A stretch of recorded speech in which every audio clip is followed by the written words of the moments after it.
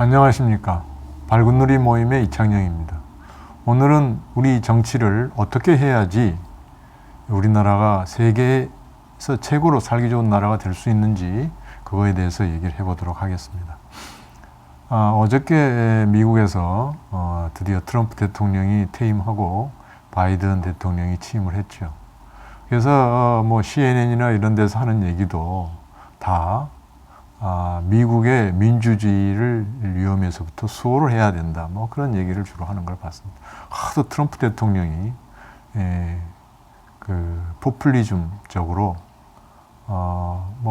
지지자들이 듣기에는 굉장히 듣기 좋은 소리를 했지만은 사실은 민주주의를 위협하는 그런 말과 정책을 많이 폈죠. 그리고 환경도 지금 우리 전 지구적으로 환경이 위태로운데 기후 협약에서 탈퇴하고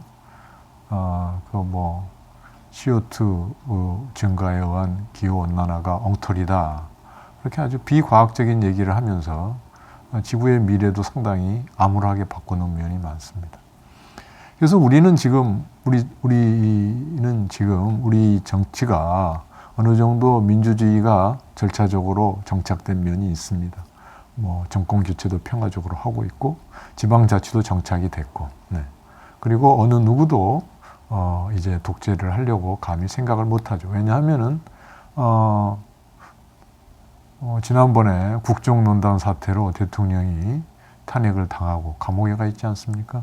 그 전임 대통령 역시 잘못된 일을 했다고 그래가지고 역시 대법원 판결까지 끝나고 감옥에 가 있습니다.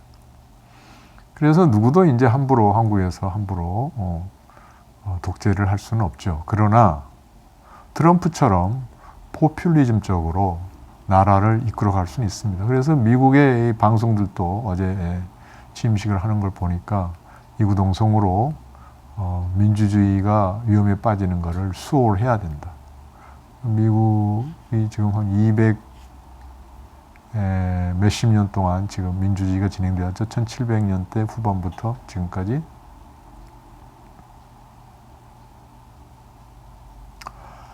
그래서 우리나라도 그런 위험에 빠지지 않으려면은 주의를 해야 됩니다. 그래서 이제 보면은, 그런데 현재도 보면은 그 포퓰리즘적인 지도자들이 나와가지고 민주주의를 위협하는 게 꼭 민주주의 제도적으로 선출이 되지 않아서 그런 게 아닙니다. 트럼프만 보더라도 민주적으로 선출이 되지 않았습니까? 이번에 바이든하고도 보면은 그렇게 큰 차이는 지지 않았죠. 8천 몇백만 표 대 7천 800만 표를 받았다니까. 트럼프가 받은 표도 이번에 바이든이 지지를 받은 표를 제외하고는 역대 최대로 많이 받았다고 그러지 않습니까? 나치 독일만 하더라도 그렇죠. 나치 독일도 사실은 선거에 의해서, 민주적인 선거에 의해서 나치 독일이 히틀러가 집권을 하게 됐죠. 나치스가. 그렇지만은 집권을 하게 된다면 어떻게 됐습니까? 엉망진창으로 하지 않았습니까? 전 세계를 위험에 빠뜨렸죠. 독일은 물론. 우리나라에서도 요즘에 보면은 약간 포퓰리즘적인 정치인들이 좀 있는 것 같습니다. 대책 없이 기본소득을 주자. 기본소득 공짜로 돈 준다는데 싫어하는 사람이 누가 있겠습니까? 그러나 우리나라가 지금 돈을 쓸 때가 엄청 많습니다. 써야 할 때 안 쓰고 포퓰리즘 쪽으로 돈을 뿌린다고 그러면은 나라가 어떻게 되겠습니까? 그 사람들이 예로 드는 기본소득 주는 데가 나라로는 없는 걸로 알고 있고, 지방자치단체로는 있는 걸로 알고 있습니다. 예를 들자면은 엘래스카 같은 데가 석유가 많이 나니까 그 석유에서 얻은 그 주에서, 알래스카 주에서 석유가 많이 나니까 그 석유에서 얻은 수입을 그 알래스카 주민들한테 월 얼마씩 이렇게 나눠주는 걸 알고 있습니다. 그게 이제 어떻게 보면은 기본소득, 보편적인 지급이니까 기본소득이라고 얘기할 수가 있겠죠. 그러나 그거는 나라 전체적으로 모든 국민한테 급여를 주는 기본소득하고는 좀 차이가 있죠. 왜냐하면은 미국만 하더라도 아직 의료보험도 제대로 정착이 안 됐고, 지금 대학생들도 파산하는 학생들이 많지 않습니까? 학비 때문에. 그렇습니다. 그러면은 그렇게 젊은 대학생들이 경제적으로 파산하는 것을 막거나, 의료보험이 없어가지고 몸이 아픈데 치료 못 받는 사람을 치료받게 하는 거나, 그거 하고 기본소득을 한 달에 한 10만 원, 20만 원 줘가지고 생활을 좀 더 윤택하게 한다거나, 이거 하고 어떤 걸 먼저 해야 되겠습니까? 사실은 기본소득 한 달에 20만 원 준다고 그래 봐야 크게 차이 나지 않습니다. 조금 용돈이 좀 늘어나는 셈은 되겠죠. 그러나 그걸로 살아갈 수 없습니다. 아픈 사람들 그걸로 치료할 수 없습니다. 그럼 어떻게 해야 되느냐? 먼저 그런 기본적인 복지제도와 사회보장제도를 갖춰놓은 다음에, 그 다음에 여유가 있을 때 이제 우리가 어느 정도 기본소득을 할 수는 있겠죠. 그러나 아직 우리나라는 그런 단계에 도달하지 못했습니다. 예컨대 월 10만 원씩 준다고 그래도 1년이면 100만 원이 넘습니다. 1년에 100만 원만 기본소득을 모든 국민한테 지급한다고 그래도 연 50조가 필요합니다. 5천만 인구니까 50조. 100만 원 곱하기 5천만 하면은 50조 금방 나오죠? 네, 50조입니다. 50조라는 돈이 필요합니다. 그 100만 원, 한 달에 10만 원도 안 되는 돈 받아가지고 그거 어디다 쓰겠습니까? 한 달에 연 200만 원이라고 그래도 200만 원이 그래 봐야 한 달에 20만 원도 채 되지 않습니다. 연 200만 원을 준다고 그러면 100조의 예산이 매년 필요합니다. 어디서 그런 돈을 충당한다는 얘기입니까? 우리나라 전체 예산이 1년에 500조 정도밖에 안 됩니다. 자, 한번 다른 거를 비교해 볼까요? 지금 현재 우리나라 대학교 학생들 중에 학비를 벌려고 아르바이트하고 대출 받아가지고 학업에 전념하지 못하는 학생들이 꽤 됩니다. 왜? 대부분 대학에 가야 되는데 다들 가정 형편이 넉넉한 건 아니지 않습니까?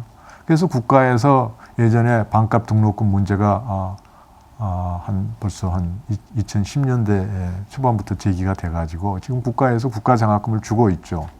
예를 들자면은 최저 기초생활수급자와 그 차상위 계층, 그 다음으로 가난한 사람들, 그 다음에 소득 1, 2, 3분위까지는 아마 최대 연 520만 원인가? 하여튼 500만 원 정도를 이렇게 지원해 주는 걸로 알고 있습니다. 그래서 아마 그 국가 장학금으로 1년에 나가는 돈이 아마 한 3조 몇천억 이렇게 현재 나가고 있습니다. 그러나 그 실상을 들여다보면 필요한 모든 대학생들이 지원받은 게 아닙니다. 그 국가 장학금을 주는 한국장학재단인가요? 거기 자료를 보더라도 160 몇만 명이 국가 장학금을 신청해가지고 받은 학생들은 한 80여만 명밖에 안 되면 한 60% 안팎으로 지원을 받았어요. 나머지 40%는 지원도 못 받아요. 그럼 나머지 40%는 어떻게 하느냐?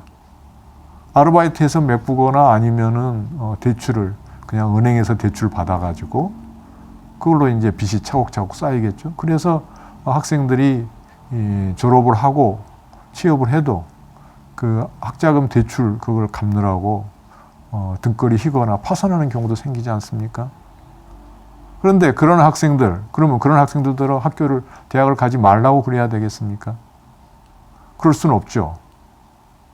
이미 대학 교육은 보편화가 돼가지고 서구 예를 들자면은 북유럽 국가나 독일이나 프랑스 이런 데는 대학 가고자 하는 사람들은 다 갑니다. 능력만 되면은.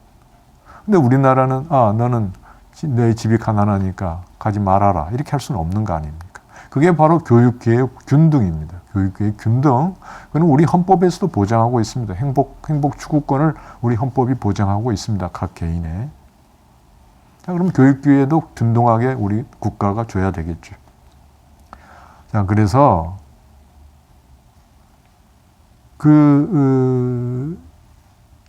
그러한 거를 방지를 하는 게 저는 급선무라고 생각합니다. 뭐 북유럽 국가나 독일이나 프랑스처럼 대학교 무상이면은 뭐 그다음 대학도 무상이고 거기는 보육하고 교육을 국가가 책임지고 있죠. 의료도 마찬가지입니다. 그 정도 수준이 됐다고 그러면은 뭐 국가 예산에 여유가 있다면은 기본소득 생각할 수 있죠. 그러나 당장 시급한 그런 기본적인 체제도 안 갖춰 있는 판에 기본소득 하자. 이거는 완전히 포퓰리즘적인 겁니다. 트럼프가 말한 게 다 그 지지자들한테는 아주 산뜻하게 들어오죠. 뭐 그렇지만 나라가 어떻게 됩니까? 개판이 되죠. 한마디로 나라가 두둥강이 나고 개판이 되죠. 그래서는 안 됩니다. 간단히 말해서 우리도 서유럽 국가나 북유럽 국가들처럼 대학 교육을 무상화한다고 그러면은 대학생 1년에 한 50만 명 곱하기 4년 하면 200만으로 할 수 있겠죠. 200만 명 곱하기 연 800만 원을 지원한다고 그랬지. 뭐 우리 지금 국가 장학금은 최대가 연 500만 원 정도, 지금 800만 원을 지급한다고 그래도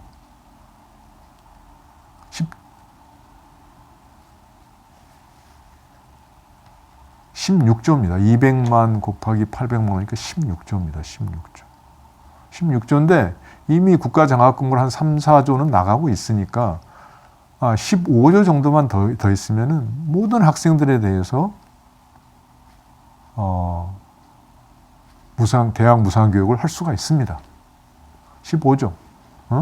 아까 1인당 연 100만 원의 기본소득을 준다고 그래도 1년에 50조가 필요하다고 그랬습니다. 50조. 그 50조면은 지금 현재 있는 모든 대학생들 우리나라 다 무상 교육화 시킬 수 있습니다. 유치원도 마찬가지죠. 그리고 가난해서 치료를 못 받는 사람들 치료해 줄 수 있습니다. 그 많은 돈을 그렇게 아무런 의미 없이 10만 원, 매달 10만 원 더 줘서 무슨 크게 달라지는 게 뭐가 있습니까? 그저 용돈이 조금 늘어나는 것 뿐이죠. 요즘에 대학생들도 한 달 용돈이 뭐 10만 원 훨씬 더 됩니다. 그래서 뭘 하겠다는 겁니까? 그런 식으로 그 인기 영합하는 포퓰리즘을 내세우는 사람들이 국가의 지도자가 돼서는 안 됩니다. 트럼프가 국가의 지도자가 돼가지고 얼마나 망쳤습니까? 히틀러나 트럼프 같은 사람들은 지도자가 돼서는 안 됩니다. 우리나라도 이미 한번 걸쳤죠. 누굽니까? MB죠, MB. MB 이 서울시장 할 때는 얼마나 잘한다고 그랬습니까? 버스 전용 차선 도입하고 청계천 잘 고쳤죠. 잘한다. 정말 잘한다. 경영자 출신이 역시 잘하구나. 그러나 나라도 그렇게 잘 운영했습니까? 그렇지 못하죠. 그 차이가 어디에 있습니까? 행정 단위의 자치단체를 운영하는 거하고 국가를 운영하는 건 완전히 다른 겁니다. 근데 자치단체에서 뭐 좀 이렇게 사람들 마음에 드는 거를 산뜻하게 했다고 그래서 꼭 국가를 잘 운영할 건 아닙니다. 그게 바로 MB에 의해서 우리가 알 수가 있죠. 왜냐하면은 국가를 운영하는 거는 교육, 환경, 이건 지자체에서는 그런 스케일로 보지를 않습니다. 그냥 단순히 행정을 하는 것 뿐이죠. 사회 복지, 이런 걸 해야 되기 때문에 모든 거를 봐야 됩니다. 그래서 그런 안목이 뭐 지자체에서 좀 인기 있는 일을 했다고 그래가지고 대통령으로서 일을 잘한다는 보장이 없습니다. 그건 이미 우리가 MB에서 봤습니다. 그 다음에 포퓰리즘을 내세우는 포퓰리즘적인 사람들은 지도자로 뽑으면 안 됩니다. 그건 예전에 나치 히틀러하고 최근에 트럼프에 의해서도 우리가 아주 잘 볼 수가 있습니다. 절대 그런 사람 뽑으면 안 됩니다. 그래서 우리는 그 기본소득보다도 먼저 대학 교육을 무상화하고 그 다음에 과학기술에 투자를 해야 됩니다. 어제 나온 뉴스인가요? 중국이 양자정보통신, 그게 이제 차세대 정보통신 기술이라고 불리워지고 있죠. 왜냐하면 양자정보는 양자 암호로 하면은 그 암호를 상대방이 깰 수가 없습니다. 만약에 상대가 그 암호를 캐치하면은 그게 캐치했다는 게 다 흔적이 남게 됩니다. 그게 양자 암호의 특징입니다. 그래서 그러면 이제 뭐 그걸 쓰질 않겠죠. 그러니까 양자 암호라는 거는 원리상 깨질 수 없는 그런 양자 암호인데, 그 양자 정보통신 분야에서 중국이 미국보다도 앞서가지고 인공위성 통해서까지 양자 정보통신을 성공해서 한 발 더 앞서 나가고 있다. 그게 어제 뉴스에 나왔습니다. 중국은 양자 정보통신 분야에 100조 원을 향후 몇 년간에 걸쳐서 투자하기로 했습니다. 지금 중국은 뭐 양자 정보통신, 그 다음에 반도체 분야 몇백 조씩 쏟아붓고 있습니다. 지금 우리나라 삼성전자, 현대자동차 잘하고 있죠. 곧잘 하고 있지만은 그 기업들에다만 맡겨놔 가지고는 언제 그 많은 인력들로 연구를 할 때 우리나라를 추월해 올지 모릅니다. 따라서 현재 우리가 대학 교육을 무상화해 가지고 좋은 인재들을 양성을 하고 그 다음에 사회복지를 제대로 만들어 가지고 그 틀을 다져 가지고 사람들이 행복하게 살 때 우리나라가 더 튼튼한 기틀에 올라서게 되겠죠. 그래서 우리는 그 민주주의를 수호한다는 것은 당연한 겁니다. 그래 요즘에 보면은 마치 그 태극기 부대처럼, 아스팔트의 태극기 부대처럼 민주주의만 입에 달고 있는 사람이 있어요. 그게 마치 최종 목표인 것처럼 얘기하는 정치인들이 있습니다. 그게 목표가 될 수는 없어요. 우리는 이미 달성했습니다. 다만 우리는 그거를 기본적인 전제로 인정을 하고 그거를 잘 보살펴서 그런 민주주의를 위협하는 그런 모든 요소를 제거해 나가야 됩니다. 그 중에는 포퓰리즘적인 정치인들도 포함되고 지금 뭐 여야 할 거 없이 포퓰리즘적인 정치인들이 많죠. 예를 들자면은 민주당 골수 지지자들 향한 그 일부 국회의원들의 언동이라든가 일부 대선 대통령을 지망하는 정치인의 그 포퓰리즘적인 언동이라든가 그 다음에 그 아스팔트 태극기 부대를 향한 야당 정치인들의 언동이라든가 이런 사람들의 말은 일단 멀리 해야 됩니다. 그래야지 민주주의가 제대로 정착될 수가 있습니다.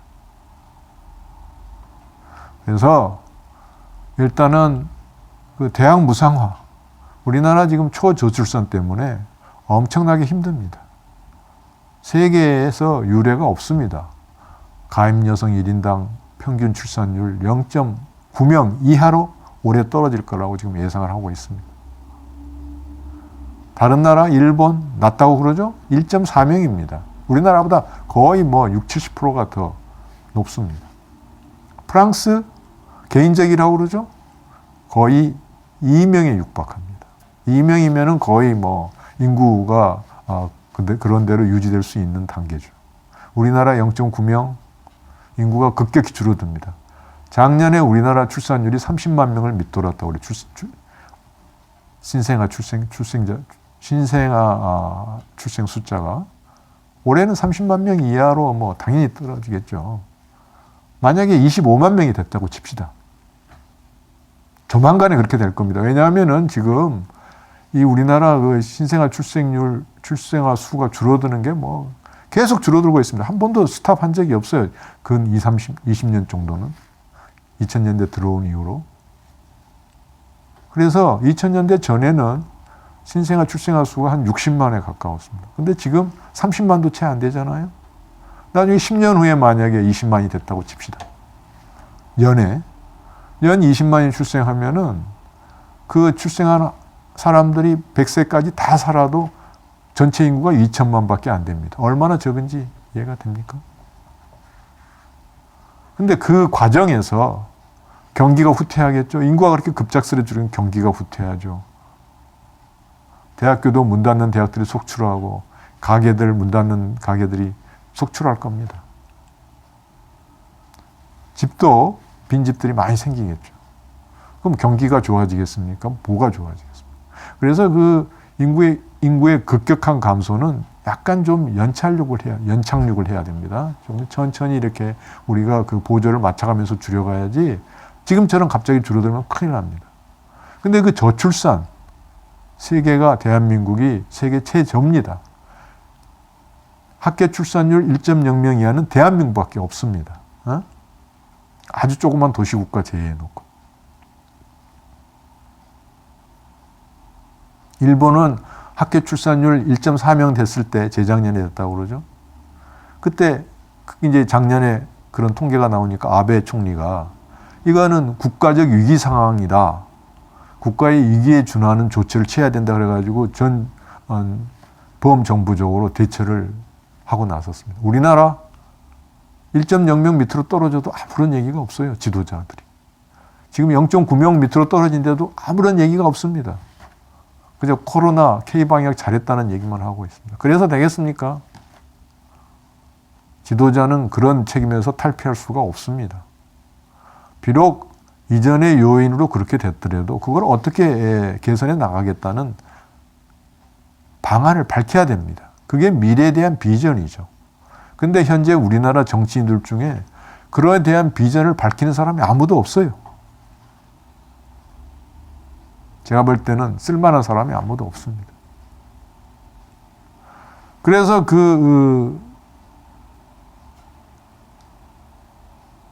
초저출산을 막기 위해서라도 대학 교육 누구나 갈 수 있게끔 무상교육화 해야 됩니다. 원하는 사람 누구나 갈 수 있게끔. 뭐 실력이 안 되는 사람은 못 갈 수도 있지만 실력이 뒷받침되는 사람들은 누구나 갈 수 있게끔 경제적인 이유로 가지 못하는 이유는 없게끔 해야 되고 그 다음에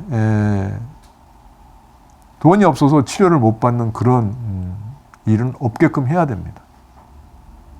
그 다음에 보육. 요즘에 젊은 엄마들이 아이들을 제대로 맡기지 못해서 얼마나 전전긍긍하고 있습니다. 그리고 뭐 시시때때로 뉴스에 나오죠. 아이들이 학대받고 있다, 보육원에서. 그래서 보육을 국가가 책임져야 됩니다. 그래서 보육과 교육, 이 사람들을 이렇게 낳아서 키우고 교육시키는 이런 거를 이제는 국가가 책임져야 됩니다. 그래야지 대한민국이 세계 최고의 국가가 될 수 있습니다.